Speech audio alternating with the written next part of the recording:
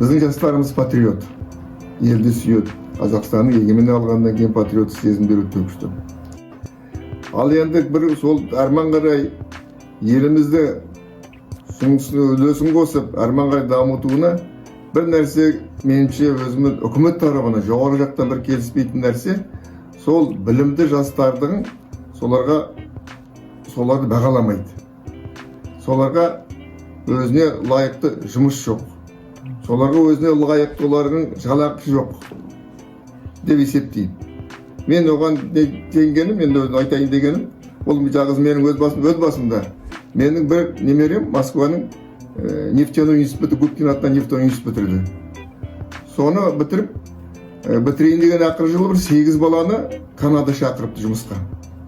Ол әкесін айтты, әкесі маған айтты, жоқ, бармасын. Осындай Қазақстанға келсін, жұмыс істесін, үйленсін, қазақты үйленсін, сосын арман қарай көңіл көрсетті.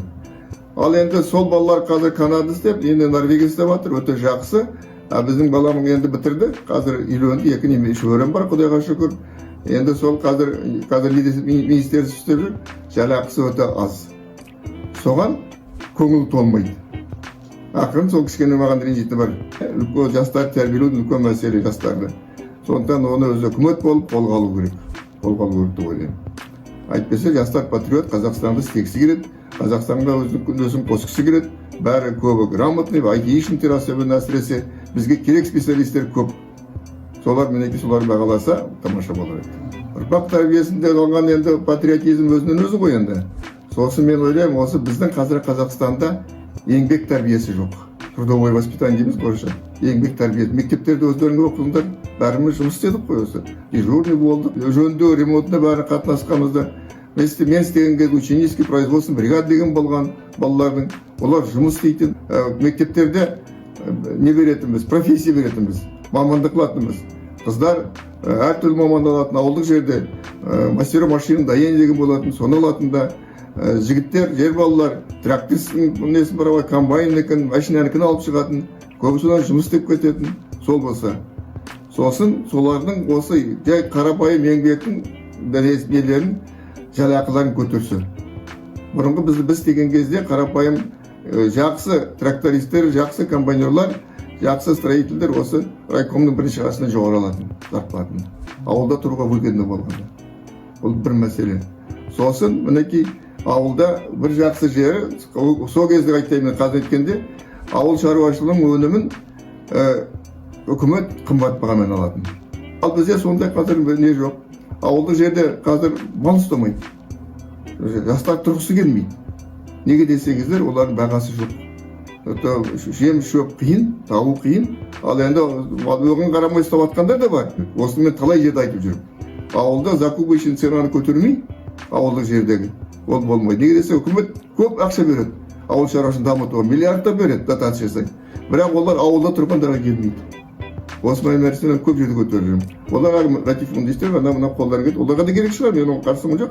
Бірақ ауылда тұрып, бәріміз ауылдан шықты ғой. Сондай закупочный болса, ауылда кісілер көшпес еді. Қазір ауылда кісілер бәрі үйлерін тастап, қалаға көшіп жатқанда ауылда жұмыс жоқ. Сондықтан осында әр жерден квартира алып тұрып жатқан сол. Қандай үйлерін тастап кетіп жатыр. Ал ауылдың сол закупочный ценасын көтерсе, сондай тамаша болар еді деп ойлаймын.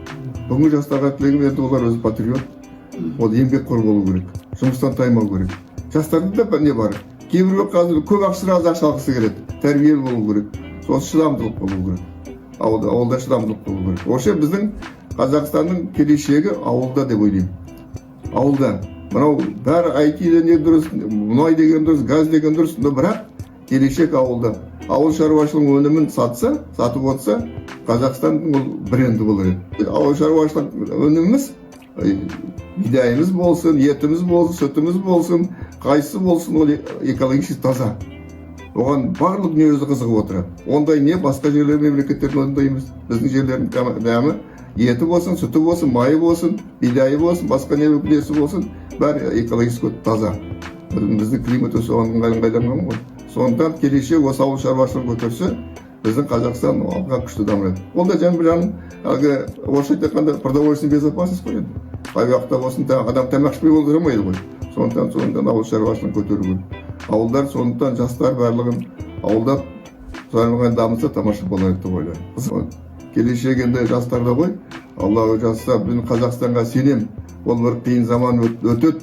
Қай уақытта болсын өзі қазақтың жерін Алла сақтап жүрген, дамимыз, Алла жазса осыға кетеміз.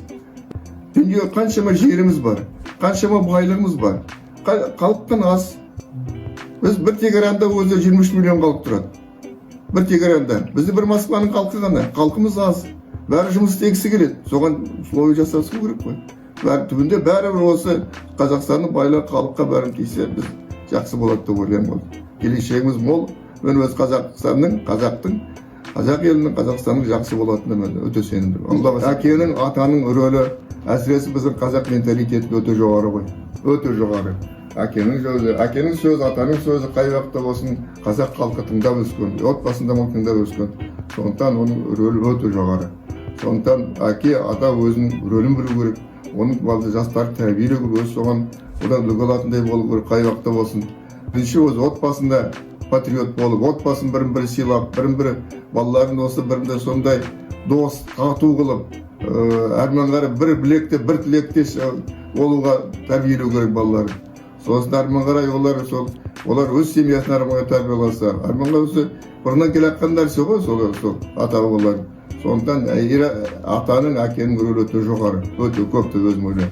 Ол қай уақытта болсын, енді тілмен жеткізу қиын, қай уақытта болса да әкенің, атаның тәрбиесі қазақ менталитетінде жастар, балалар, немере шөберелер өте сағынып іздеп тұрады.